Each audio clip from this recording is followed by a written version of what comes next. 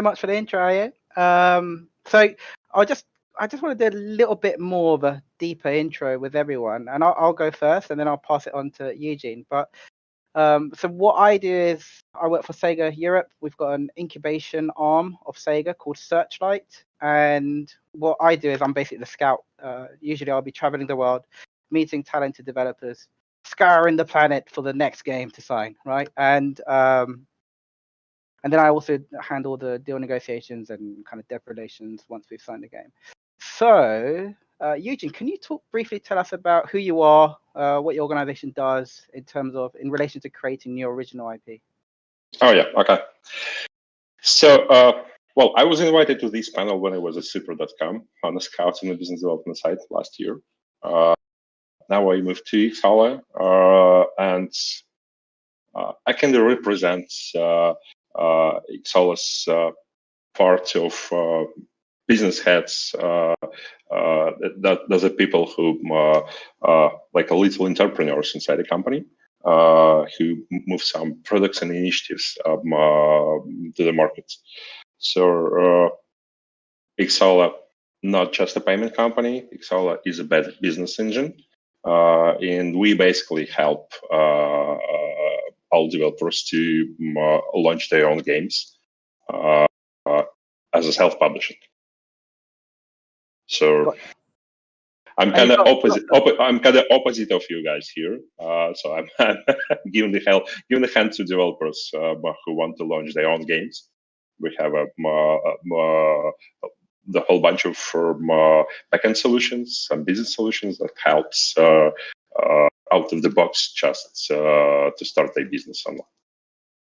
All your good stuff and experience from your time at Super and prior to that will come in handy during this panel. Next, Johan? Yeah, I run scouting together with David Martinez at Raw Fury. Basically, similar to what you do, Bobby. Not so much traveling right now, but usually spend maybe 1 or 2 weeks away per month or so. Meet people, talk about stuff, look at things, see if they're shiny, see if we can help out.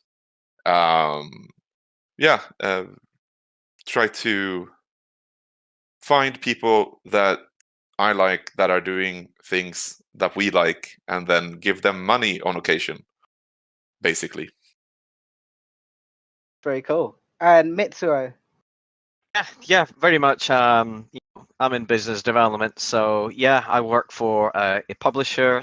And we focus on consoles, mainly on specific genres. So I kind of go out, meet developers, attend online events such as this, and cup necessary air miles, but not so much as Johan says. But yeah, primarily looking at pitches. Currently do about 300 to 400 each month, so we do receive quite a lot. So yeah, and then obviously contract negotiation, dealing with licensors, and working with service vendors to help on code dev and all those things. So anything external, I'm kind of involved in on that perspective.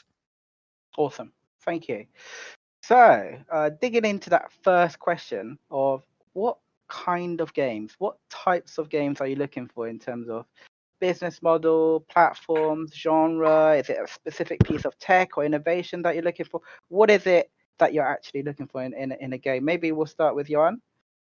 It's easier to say what we're not looking for, honestly. We don't look for like free-to-play stuff. We generally don't look for mobile first. We definitely don't look for AR, VR things. But these are rules in one sense, but can be broken if the right thing happens. But we don't have a portfolio strategy or whatever based on genres or mechanics. It's much more based around what we find that basically tickles our imagination. That makes us excited about it. We're all jaded old farts. We played some video games. Anything that makes us happy is a good starting point. Or sad, anything that makes us fucking feel anything. Being a Swedish company, it's hard, but people try and occasionally succeed. And Mitsuo? So because our company's kind of pretty much focused on, we only do PC console, we only do premium titles, and we only do simulation management tycoon. Those are the kind of core areas that we do. Occasionally we do, go for something that is narrative or something like that, but it has to have a very, very good reason, whether it's something that really catches your eye, something that's visual, something that's, gameplay, story driven, but our bread and butter is PC console, simulation, management tycoon, building. That's all we do. Seems like you've got quite a clear focus, right? That's kind of cool. Yeah, so as a result, 99% of pitches we do get, it's unfortunately we have to decline because it simply just doesn't fit with what we do. So it's nothing personal. Going on to the next question then, when you're selecting or evaluating a new pitch, what is the selection criteria? And maybe I'll start with Eugene on that one. Like, what is it that is really important to you when you were looking at signing new games? Well, basically, I don't like big pitches personally. I like when people could define the game, the business model, and the idea in 3 slides. That's good if they have demo or video, but for some cases, it's not necessary. They could have a background, so we could rely on their previous games. It's very important that they have a team slide, so we will understand who will create this game. And honestly, adults, I understand that. I mean, major studios put their team slides on the first somewhere in the first places, because it's very important. Some Indians do not understand that. They should realize it as soon as possible, because this is also represent themselves, the whole team that could finish the game.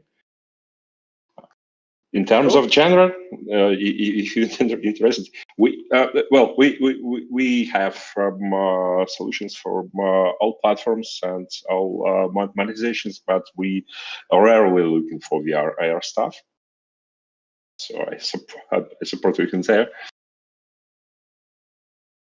Cool. And actually, I didn't answer what kind of games I'm looking for. Maybe I'll take a stab at that and then move on. But basically, it's really similar to what Johan and Mitsu's looking for, basically, but a bit more wider than Mitsu maybe, because it's not just strictly the simulation management, but it's PC console, premium, heavy lean into games as a service. We want to create games that people can continue to engage with. We don't want to really do like a really short experience, right? We want it to be something that people can enjoy and almost turn it into a hobby, and something that just really leverages what Sega's good at. So when we're not looking at free-to-play, we're not looking at mobile, we're not looking at AR, VR, but yes, something really wholesome and gets us excited and wanting all of us to just get playing the game, really. So in terms of criteria used when you're evaluating new pitches, is there like a specific criteria you look at, Johan, or? I mean, while we have a wide range of things that we might pick up, for me, it's a fairly narrow range when it comes to what I'm interested in. Basically, I don't really give a fuck if it's a games as a service or long time stuff, or I've signed both. I like both myself, but what matters to me is that the game has, or the project, depending on what it is, has a potential to be one of those memories, right? So when you grew up with games, you have a few like moments that you can refer to as, this is why I got into games. This is one of the things that I liked when I was young. The flute boy in the grove in A Link to the Past, when you go in the dark world with the flute and play for him a last time, and then he dies and turns into a fucking tree. My first experience with some sort of death, I guess, very like melded into my memory. Or the Jacob's Ladder homage in the first Silent Hill game, when you run into the first alleyway and the camera that usually in survival horror games at the time were static, starts shifting around and doing like cinematic camera rolls with in combination with the Akira Yamaoka soundtrack. Those are so vivid in my mind that I can still like reference them easily 20 plus years ish down the line. So if I play a game and I feel like this could be one of those games for someone today, then I'm immediately interested. And then also, like, if I lose 5 hours playing a demo of something, I'm immediately interested as well. Peraspera, I missed dinner and food at night, and then I sent it to Jonas, and I think he missed going to bed. I got a text from him 4 o'clock in the morning, basically saying, "Don't send me that shit. Don't send me shit like that, man. It's bad for everyone. Sign it. You sign it." Mitsuo?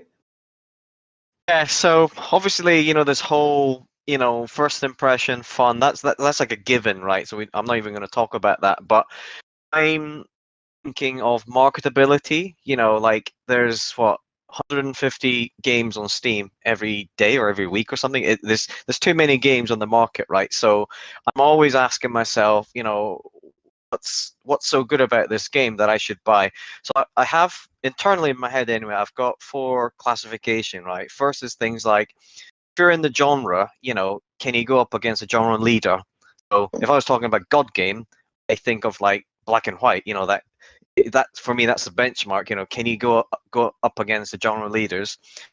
I've got in my head, I've got things like that use new technology. So does that create brand new innovative gameplay? So innovation is one factor I'm thinking about. For example, if there's a new way to play, so if it was like mobile and console cross play or whatever, arguably first to market in that experience, right? So that's an advantage. And or you might be competing in, for example, like best in class or reputedly. If a game is geared towards, this is the ultimate co-op experience or whatever, then I've got my own benchmark in my head. And if the game that's pitched to me meets that expectation or surpasses that, then the game has a really strong angle.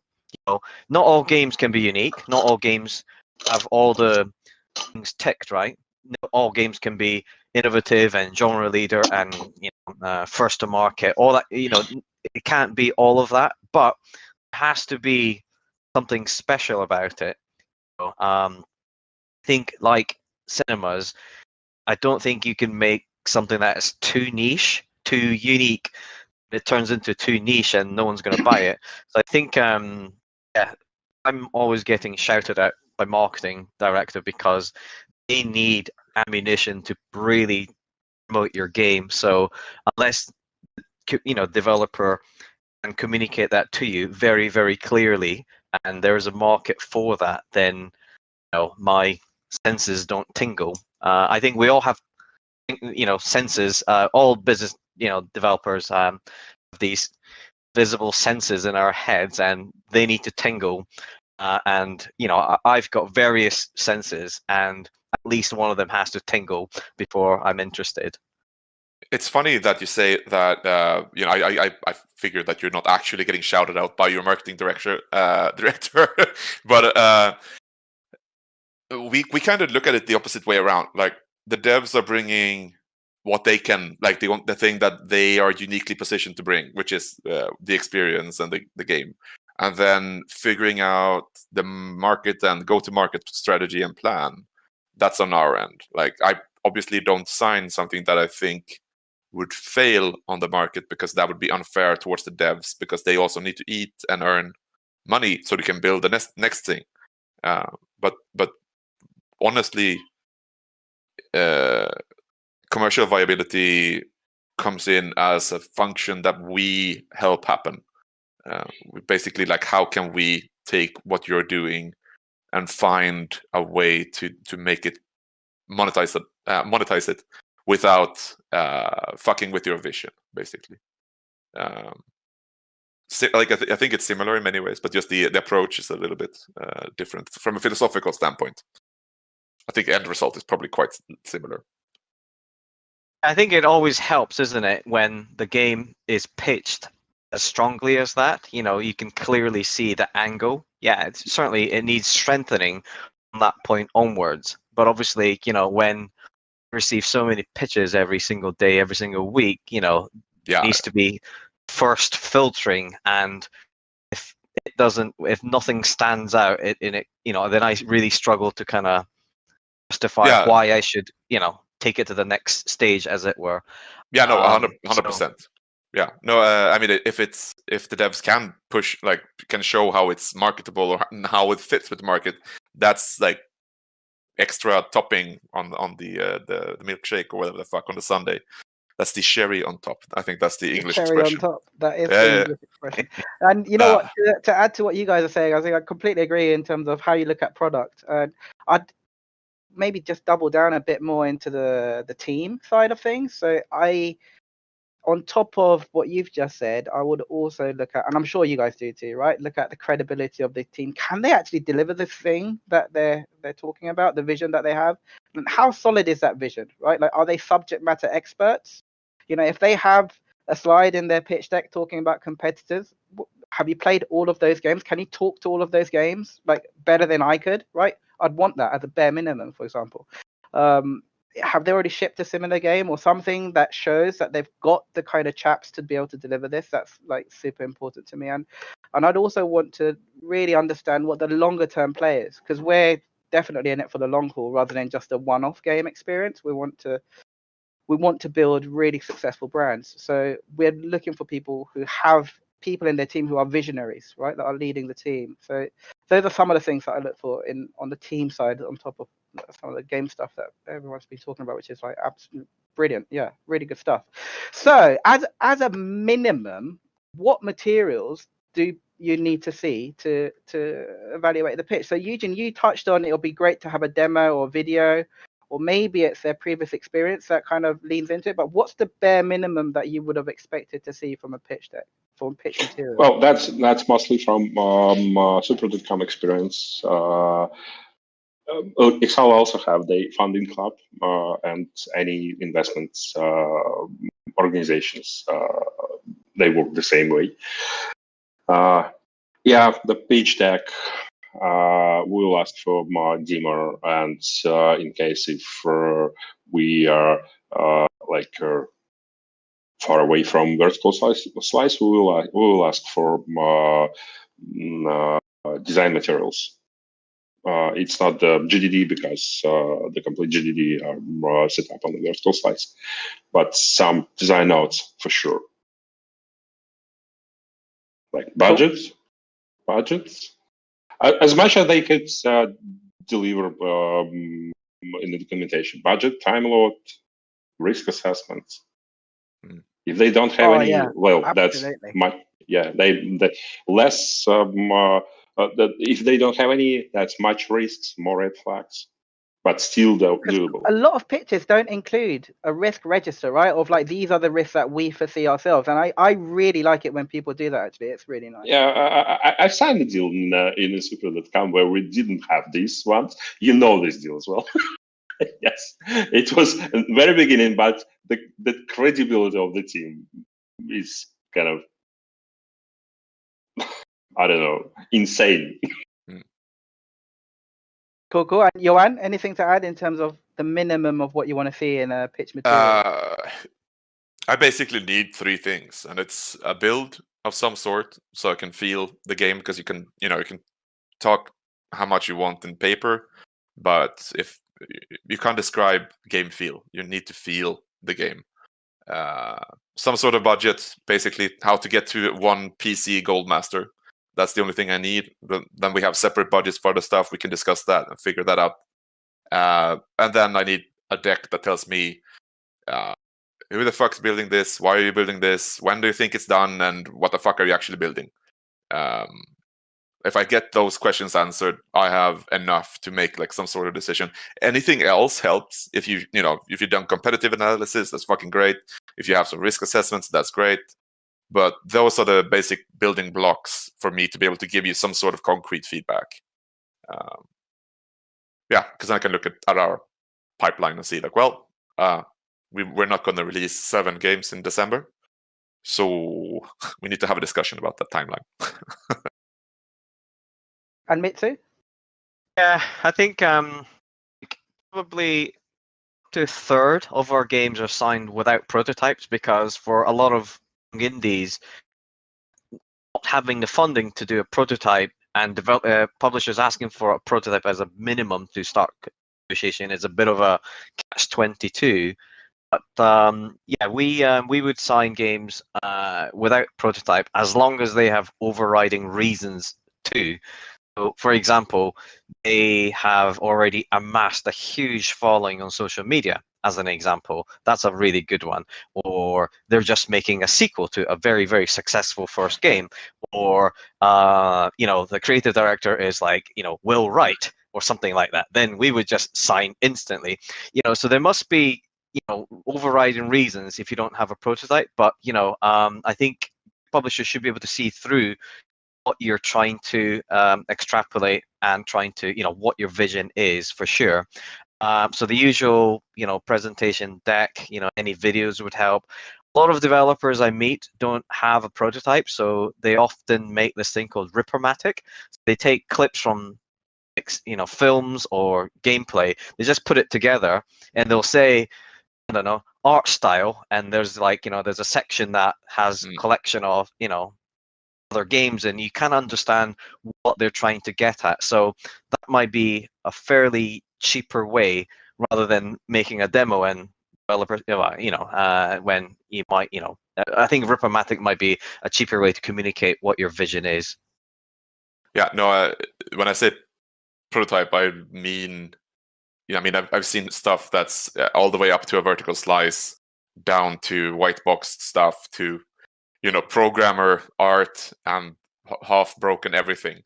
Peraspera had some like a pathing bug that fucked me after like 2 hours of playing completely, and I still wanted to sign that game. So it's like, it doesn't need to be perfect. It just needs to be something that catches like the core mechanic in some way, shape, or form. Especially if it's like a platformer or similar things. Like, I need to feel that the jump works. I need to know that you understand how to traverse in this world and make traversal interesting and fun.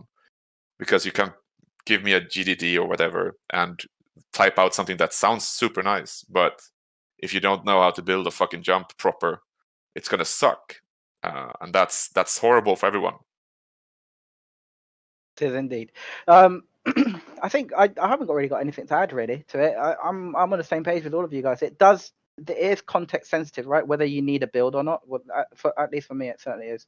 And we find games without a line of code based on people's credibility and just knowing, where they're completely safe pair of hands. And obviously we've got all the milestones and all the process in place to ensure that we de-risk the project as we go along. So it's dependent, I think, whether there's a build required. I really do like short videos, though. If the people are going to provide videos, I like them short rather than a 30-minute. And I don't even know the context of what the build is sometimes. And I'm just watching a video, and it's like, what am I meant to be looking at for 30 minutes? If it's like, this is a video of blah, blah, blah, we proved out X, Y, Z, and here's a 2-minute, 1-minute long video, then nice, short and sweet, and it's really easy to digest. So I'd recommend going down that route if you do provide videos. What would you say is the best practice for external developers to reach out to potential investors, especially in this time of lockdown? What's the best way for people to reach out to? What's like the sage advice you can provide to people, or even like the do's and don'ts of when you're reaching out to a publisher or investor during this world that we live in today? Eugene, do you want to kick it off? Yep, sure. Why not?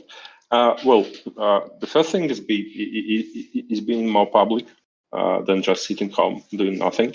In a public way. Have you on blog? Have you on page on Kickstarter, etc., etc. So the publisher to whom you will go to get the rest of the money will see that you're doing something with the audience, and you actually doing something.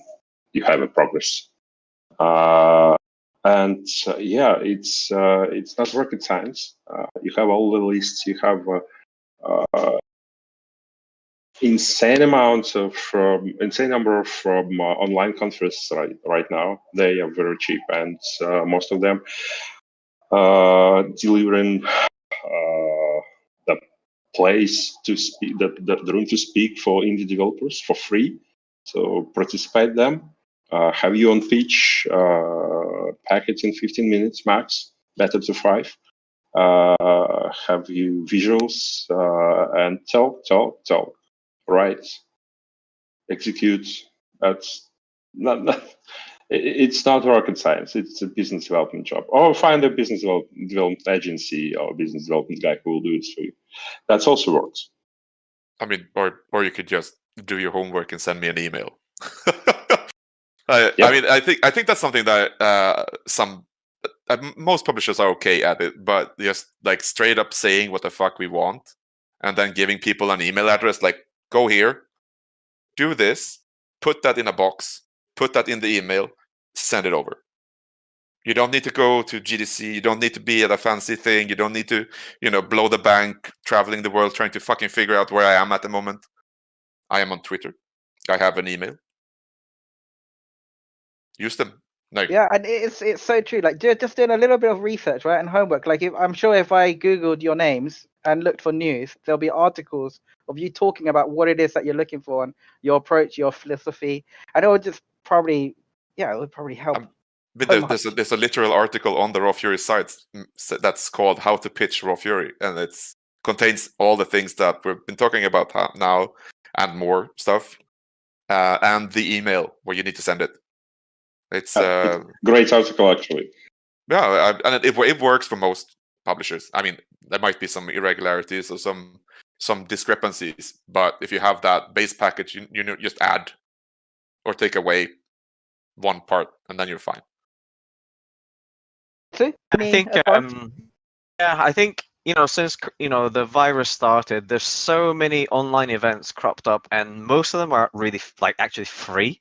So you getting meeting system booked with biz dev guys and publishers has never been easier. There's Facebook. If I wanted to find out who the biz dev guy is in a specific company, I can just go on LinkedIn. I could look at credits on Moby Games, etc., etc. And as Eugene mentioned, if you have presence on itch or Twitter or whatever, loads of biz dev guys, including all of us here, are always looking for the next. We're looking for the Dutch notch, right? We're looking for the Dutch notch in Holland, right? So, we're all, there's lots of BD guys, all over the net scouring for the next big thing. So being very, very public and having a presence, if it's good, somebody will definitely find you very, very quickly. But you can definitely do a lot of proactive thing through Facebook and LinkedIn. And as far as I'm concerned, I'm okay with people just contacting me randomly and saying, look, I've got a pitch, can you have a look at it? And that's fine. I don't really mind it at all, because who am I to judge someone's pitch over the other? Like I say, I think all BD guys are dreamers looking for the next Dutch notch, right? So so I think I think all our emails and contact things are always open for business, even during holidays. I don't think biz dev guys take holidays, really. I mean, no, they don't. We try. Yeah, well, that's a holidays during the work. I mean, you always have a list of games you need to play to, a list of movies to watch. Yeah, I mean, of shame, basically, right? Yeah. To get around to. But yeah, one thing that I would add to it is, with all these online events where you're sending requests for meeting requests, I would definitely customize, tailor as much as you can. You don't need to go over the top with the tailoring and customizing. Like, you can copy and paste a whole bunch of it, but make sure there's enough information there for the publisher or investor that you're reaching out to assess whether they want to take the meeting or not. I basically do not take meetings unless I know why I'm meeting that person, right? So I would love to see a link to where the materials are, so I can have a quick look and assess if it's someone or a team that I want to meet, right? Rather than just sending out the blanket template, which basically doesn't contain any information. Yeah, cool. Do your homework. It's not worth to sign any pitch containing much treat to SEGA, because SEGA will not sign it. you just waste your time and waste time for Sega. That's it. Do your homework. It does help to do a little bit of research. So we're out of time. Hopefully it was useful for everyone. So yeah, hope you have a good event, everyone, and a great weekend. Thank you very much. Bye, everyone. Thank you for your time, everyone. Thank you for the panelists. Thank you. Bye.